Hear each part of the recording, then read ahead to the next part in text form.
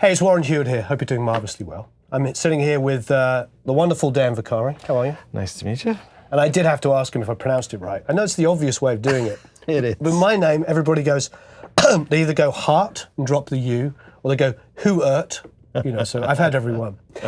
Now, you own LAFX. Right. And which is a really renowned rental company here in Los Angeles. We've been around for quite a few years. But what I love about you is you've got this beautiful studio. We like it. So you have this wonderful studio with this amazing console, which we were drooling over when we first got here. And it is a 40-channel API built in, what year did you say? Well, it was built in the late 70s. Right. So probably 78, 79.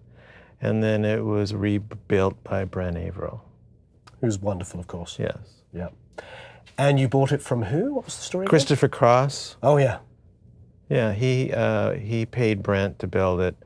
And after it was built, he sort of moved on, and we were lucky enough to acquire it. And you've had it now for what, over 20 years? Since around 94. Great. Yeah. Yeah. It's wonderful. It's a very, very beautiful console. We'll go through and look at the console. There's tons of wonderful outboard. The great thing about you having this rental company for how long now? Since about 1988. Wow. Is you know great gear. Yes, I do. And you know how to cherry pick great gear. So what I love about this is everybody's going to see the kind of equipment that we love to see in studios. Because I look over here and I see an H3000, which everybody I know has an H3000 if they're going to be doing vocal stuff particularly. You have Choice's 160 VUs, you have 1176s. It's going to be great. We'll go through all of that stuff. All right. But first of all, tell me a little bit more about this console. It's 40-channel. Yeah, it's a 40-channel API. It's got a 48 monitor section. Right. It's all linkable and mixed down. Beautiful. It's got 48 flying faders as well as some... Which flying fader? Knee flying faders. Knee flying faders. Yeah. Everything as far as the EQs and the preamps is all stock API. Now, we were lucky enough to get to know Steve Furlot from Inward Connections. Right. And, you know, early on with Pro Tools and all that, we were having a little bit of trouble with over hitting the board with too much level and not getting enough to Pro Tools. So he helped us beef up the stereo bus section. And it's really, you know, and he recapped a lot of the, a lot of the console. And now we have a lot of more headroom. He rebuilt the power supplies for me. Fantastic. Gave us more headroom, and it's really clean. And I think it's the best API in town. I haven't tracked on it, but I'll trust you. I mean, I love the fact that you have the Neve. The Neve flying faders. Yeah. Were always the most intuitive, and we were just talking about Al Schmidt earlier, and obviously he mixes on a Neve, and the flying. What I love when I watched him mix is, you know, with the Neve, that you can just kind of grab it in real time and write. That's right. There's no, with my SSL, it's like, you know, I'm sitting there tapping in a whole bunch of stuff. With guys as amazing as Al, he keeps it in right the whole time, yes. as you know, and just sits there and there's all these beautiful volume rides. And I always talk about on our channel about volume automation being kind of the secret weapon of the great mixers. Right. You know, with the in-the-box mixing that most of us are doing these days, you know, everything ends up being like blobs of volume. Yeah. Well, even the guys that are mixing in the box, we have a lot of guys come in and just want to run their stems through the console. That makes sense. It makes a world of difference. Right. I mean, I haven't heard mixing in the box sound quite as good yet as taking what they're doing and running it through the console and have it come back.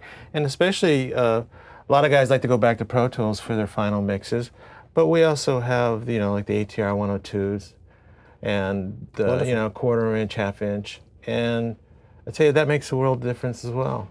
Absolutely. And a lot of the young guys are finding out the difference. You know, they grew up on Pro Tools. Like we just had a guy come in doing an R&B artist, young guy, And he was just knocked out and really appreciated and really knew his stuff as far as analog was concerned. Guy in his early 20s, I was really surprised.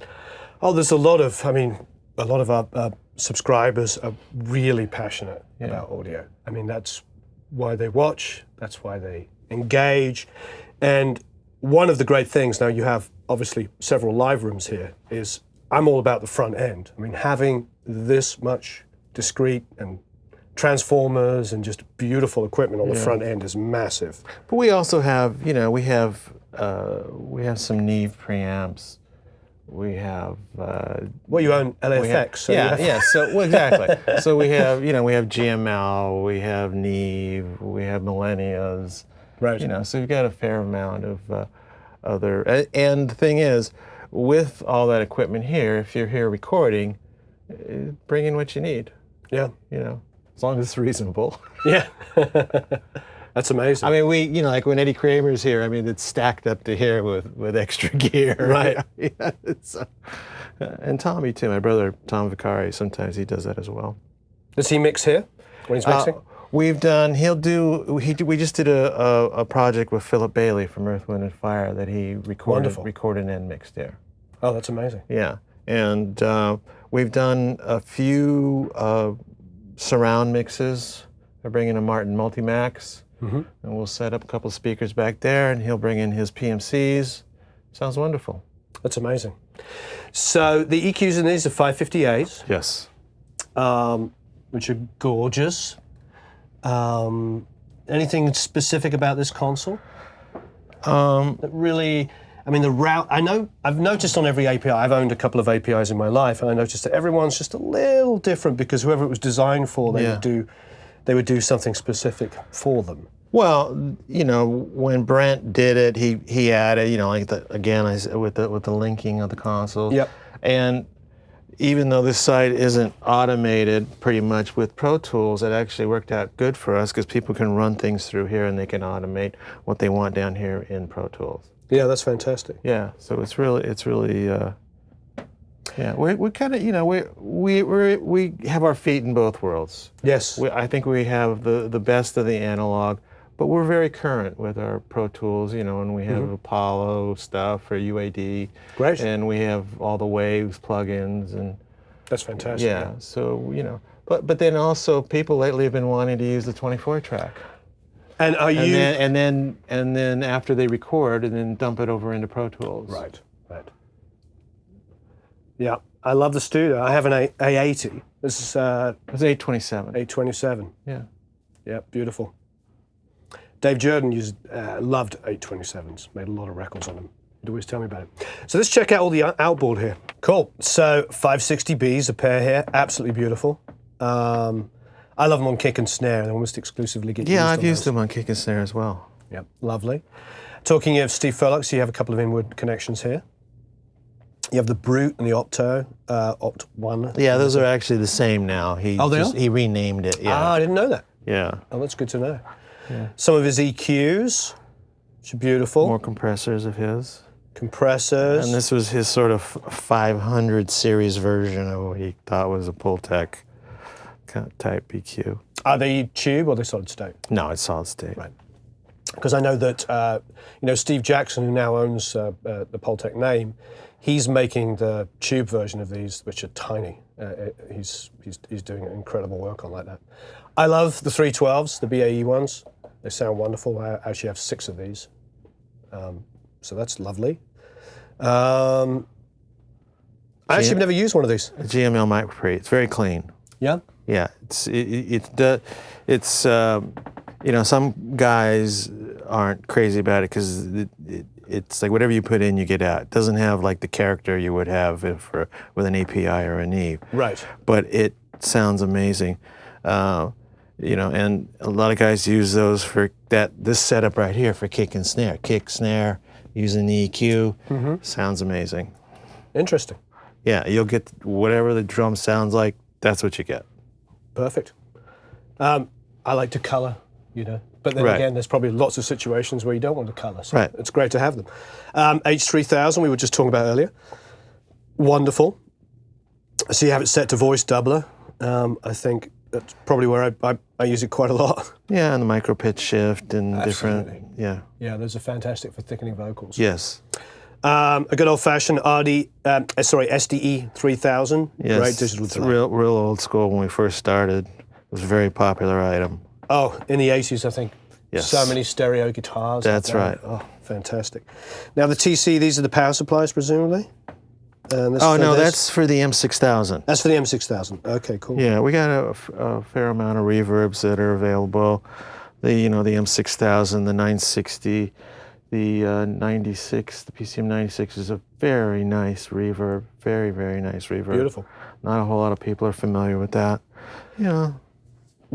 So all the DBX stuff here? Yeah, again, old school, very popular in the 70s and 80s. In Sunset Sound, they still use them. It's great to see them. Yeah. Yeah, I remember aspiring to these when I first started. The Tree audio, this stuff is so well built. That thing sounds amazing Yeah. on vocals and everything else. I mean, you can use it on bass and it sounds great as well. But in here, a lot of it has been using it for vocals. Wonderful. And it's just amazing. And the compression is really, really nice. You know. It's gorgeous. 165, the classic. Yes. The 160, but with adjustable tack and release. Mm-hmm. Although I usually end up doing this more often than not because I like the sound of the 160. I'll do that. Don't tell anybody. Oh, too late. Some AMS. Yeah, the 1580 RMX, again, reverb and delay. Beautiful. Still got guys who will take the time to use the 1580 and do the like for their vocals, set it a little up, a little down, thicken vocals up. That's fantastic. Yep. Of course, LA2s. Right. I sometimes use it on the vocal. I'm more of a. I love it on percussion. I love what it does to tambourines and I stuff. haven't done a lot of that with it, but that's interesting. Yeah, because it's after that first hit, it just keeps the tambourine so it's really thick sounding. I think it was Brian Colstrom that showed me that when we were doing percussion overdubs. He just went 87, go to through that, and all of our percussion on a record I did with him was shakers. Everything went through that, and it just sounded right. Wow. And then Limb 76, a silver face one. Yeah, and that's really an amazing sounding silver face one. We were really lucky with that. We have the classic ones as well. The one below it is the newer version of the UA. But again, we had Steve Furlot modify it for us. Wonderful. And it really sounds wonderful as well. But we have a couple of the classic black ones that sound amazing as well. So we bring those things in and out as needed. I have one of these. Yeah, we have a number of those actually. I've never seen it with the blue. Mine's red and white. I'm not sure what the Oh, difference that's is. the 120. That's the 120A. Yeah, and what's the XP? What's the difference? Well, I find that the XP has a little more grit to it. Oh, it does. Yeah, it's just a little. So it just depends on the sound you're looking for. Right. I use it live on Bobby McFerrin. Mm-hmm. So when he goes down, hits the low notes, kind of rounds it out. It And I started using the 120A because this one sounds real nice, but the 120A was just a little softer. It just sounded a little more natural. Right, I see. Then we have a pair of 160s. Yes. Absolutely beautiful. I mean, Again, it's a kick and snare thing for a lot of guys. sound of rock and roll. Yeah. Some Summit stuff. Yes. These are very Dave Jordan, Brian Colstrom. I think of. Well, Al Schmidt uses those a lot. Oh yeah, of course he does. Yeah, he used it Yeah. on the vocal when we were mixing with Stephen. Yeah. Yeah, he put it on the In vocal. fact, he was in here doing a vocal, and he's looking at it, and the meter's not moving at all. And I'm going, Al, it's not doing anything. He goes, yes, it is. He just likes running it through for the sound of the unit. So. Yeah, they make fantastic stuff. Yeah. PCM 42, the Lexicon. Beautiful delay. I have one and love it. Yeah, guitar players. Yeah, that's us guitar players. Pair of Distressors. Yeah. Just a go-to compressor now for several years. I remember when they first came out, everybody was flipping out over them. Probably the most flexible hardware compressor out there. Yes, you're right. I mean, it really does everything from 1-to-1, which you can use in the British mode, right through to nuking. You can pair them up. You've got the high pass on it, so you can let the low frequencies go through without kicking in the compressor. I mean, there's so many good things that they do. When this came out, nobody had a compressor that did all these functions. Now, of course, people are doing it, but pretty remarkable product. 160X. And that has the English mod. Yeah, the English mod. Which is, you know, the thing they do that people are very it's very popular. Slamming kind of Glyn Johns thing, or was it Andy? I don't remember which one. 160X. That's kind of my kick drum compressor. And guitars, but guys like them guys like them for guitars as well. Great. If you wanted a little more bite to your guitar, that'll work for you. Yeah. What do we got hiding underneath there? DBX gate. I mean, the Dwarmer Gates. Dwarmer Gates. Up there. Oh, and Alesis. Yeah, we've let not too many people use that much anymore. Mostly it's just for playback now.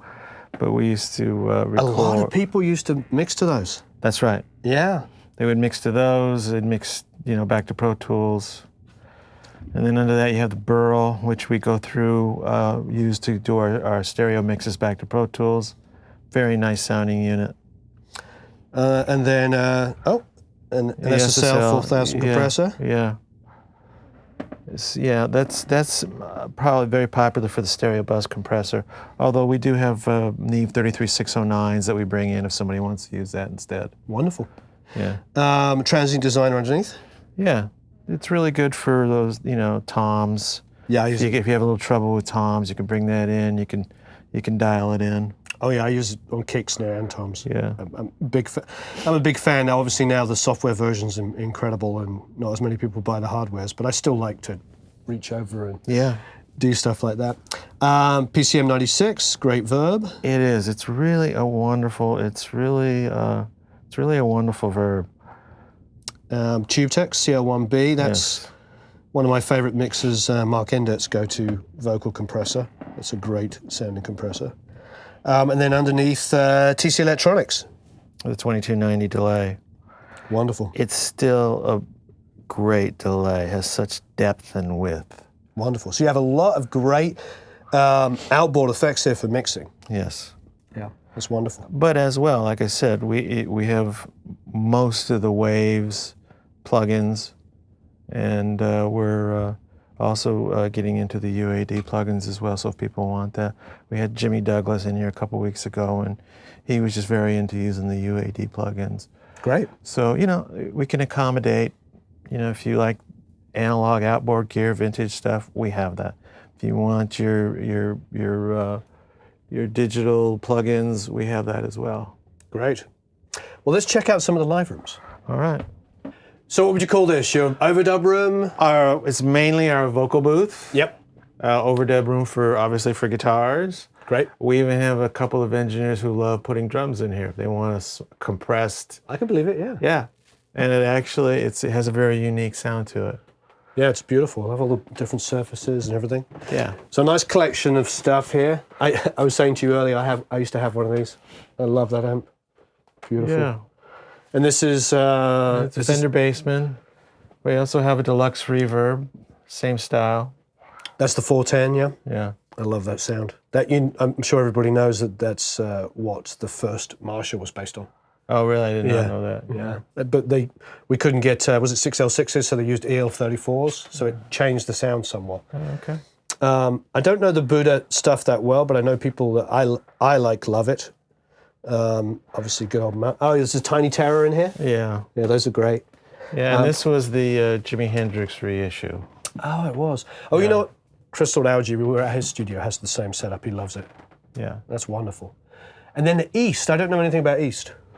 Well, it's just, just another flavor that we have for anybody who wants to try it. Well, wonderful. And I see you got some percussion area here. Yeah, a little bit of percussion. We got a Genelec subwoofer if somebody wants to use that.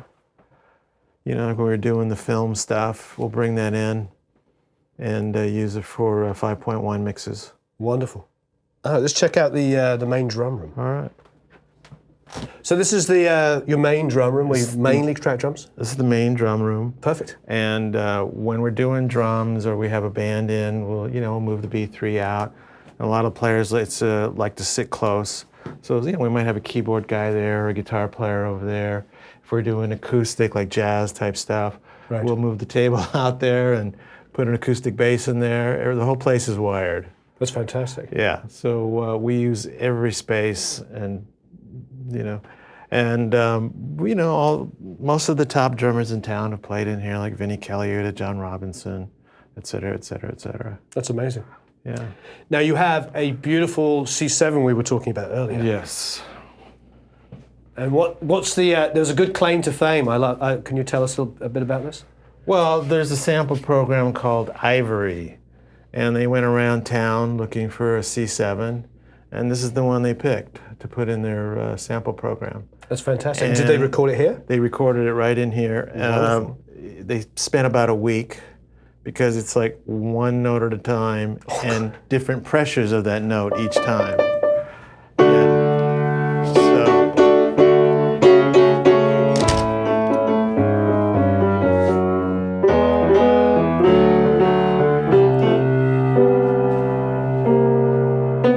Nice. Yeah. Very beautiful. We close these doors when we need to. Gives us a little bit of separation. Who did your sort of acoustic design? Well, we did it ourselves. Right. And it was a lot of experimentation. Mm-hmm. I understand. And we'll bring it in. We've even dragged this into this room sometimes. It just depends on the engineer. When they did it with Ivory, they did it in this room? No, when they did it in Ivory, they did it in this room. I mean, there were probably a dozen mics in here. Wow. It was really quite amazing. And did they use the console? They bring in their own pre's. They brought in their own pre's. Right. Well, that's not true. They brought in some of their own pre's, and they used some of our pre's. Oh, fantastic. They had a little bit of everything. They just wanted to cover every aspect. Do you remember what pre's they brought in? I'd be intrigued. The DPAs, or DPAs? Yeah. DPA microphones is what they brought in. And they used, I can't remember the preamps they brought in. Sorry. Pretty transparent, I'm assuming? Yes. Yeah. I've used Ivory. I'm sure a lot of people watching this have used Ivory. So it's quite exciting to know how and when it was done. Yeah. This B3, it's pretty beat up, but it's played by Billy Preston, and Greg Matheson's a big organ player in town, and it's got a real rock and roll sound. It's really good, It's been we've left the scars to show what it's been through over the years. Oh, that's amazing. So it's a great sounding B3. How do you like to mic it? It just depends. We've had guys use as simple as 414s or 421s on the top. Had guys use Royers on the top. Had guys use 67s and maybe like a C12 on the bottom, or a 47 Fed or a 47. So it just, and then I've had guys come in and they'll put a couple of 58s on the top and a 421 on the bottom. Sure. So it just depends on what you're going for. Yeah, I was always taught for rock, at least in England, it was a pair of 57s on the top, but I think on the bottom it varied. Large diaphragm condensers or sometimes kick mics if you just wanted only bottom. Yeah, like I've had guys use B52s. Yeah, that makes sense. Yeah. But you're right, it really depends. If it's more delicate and jazzy, probably condensers on the top. Yeah. But for good old rock and roll, dynamics. Yeah. This is a mic room. Let's see. We've really gotten into some of these Mojaves. They're very nice microphones. Oh, well. Yeah, tube microphone, small condenser, very nice sounding microphones. We've got the That's a stereo pair there? Yeah. And when we did the Oscars, we used this for the overheads and for the pre-records. It was very nice. Great. Yeah. Here we have a classic AKG C12. These things have been around forever. Beautiful. Yeah, and it sounds wonderful. We've got a couple of U67s, and this is the number one. Let me see. Yeah, this is the number one U67 that we have. Now this one in particular has been on many of the Rod Stewart records. Oh, it has? Yeah. Do you mind if I take it out? No, not at all. In fact, the last over the years, it's probably been on at least 3 or 4 of Rod's records. And you know, he's been recording up at his house now. That's what I hear. And so we'd go up here, we'd set this up for him, and he and his producer really loved that mic. And then then we have stuff like some ribbon mics, like this is the Royer, the SF24. So we keep a lot of the high-end mics in here. Very nice sounding ribbon mic. We've used it over piano. We used it for a room mic. Wonderful. Yeah. Stereo ribbon. Yeah, and we've also used it for like when we were doing the Oscars. We set it up as we close mic the horn section, and say and then we'd put this like an area mic for that. Wonderful. Yeah, it sounded really wonderful. That's really beautiful. Yeah. And there's even more gear in here. Yeah, some of the old stuff. We still have ADATs and D88s. We have cassette players. We have 1-inch 16-track. We have half-inch 8-tracks. We do a lot of transfers for people. Kevin Haskins was asking me recently about somebody that still had a DAT player to do some transfers. We have a couple of excellent ones. I'm going to text him. Kevin's the drummer for the Bauhaus. Okay, we keep a lot of that stuff here. Okay. And we keep it all in working order because, like I said, this week we probably did 3 or 4 transfers for people. And using one of the big things was the 1-inch 16-track, which is in one of the other rooms. But yeah, so we've got some extra. Basically, what we're saying is when you walk through all the rooms here, there's like gear everywhere. There's a lot of equipment. We could stop every 5 seconds. We have a limited space, but we make the best of every inch. And this back through here is the lounge. A little lounge area, but it's also wired for sound. Great. So we'll put the B3 in here, or we'll put guitars in here, or we'll put a guitar and a guitar player in here. The place is also wired for video. So if you need visual communication, we can set up monitors and you have video communication through the whole house. That's a great right through the whole studio. Fantastic. Yes. And I noticed a lot of different speakers there. Yeah. 2 102s. 1031As, BM15s, the NS, cursory NS10s. Yeah. Right now we have some Barefoots in. So we've got a little bit. Are they a popular rental, the Barefoots, people trying them out? Just starting to get some calls for those. Great. Yeah. I know Dave Way got some a couple of years ago, so. They're really wonderful. We had in our room, we had to kind of find the right place. Mm-hmm. But once we found that place, it sounded really, really nice. Beautiful. And PMCs, and those sound wonderful in our room. Amazing. And Tommy will bring in his big PMCs when we're doing film surrounds, and Great. They sound wonderful in that room too. Those PMCs sound great. So anyways, in here, this is your typical tech shop. As you can see, again, a little bit of everything everywhere. Our tech bench, more classic gear, and then a lot of the rental equipment here. So we've got extra 33609s, extra SSLs, Pultecs. We got a couple of very nice sounding Pultecs. Extra heads for the tape machines, 16-track, 8-track heads. Oh, wow. For the Studer. Another PCM 42. For 8-track 2-inch? Yeah. Oh. So fat with a pH. Yeah. And then we have more API preamps. More TC. Sorry. Yeah. Neves. Beautiful. Yeah. Lots of toys everywhere we look, and Yes. turntables. Yes. In fact, lately we had somebody come in and needed to transfer some tunes off of a turntable, so I brought that in. And then we have an extra Pro Tools rig for rental. Wow, I remember when I used to rent Pro Tools rigs for pretty much every record I made. More microphones. Great. Your standard Shure and EV, Sennheiser, a little bit of this, a little bit of that, Great. AKGs. So. And then you do all your teching here for maintaining your equipment. Maintaining equipment, testing gear before it goes out on rentals. You have a lot of NS10s everywhere. We do.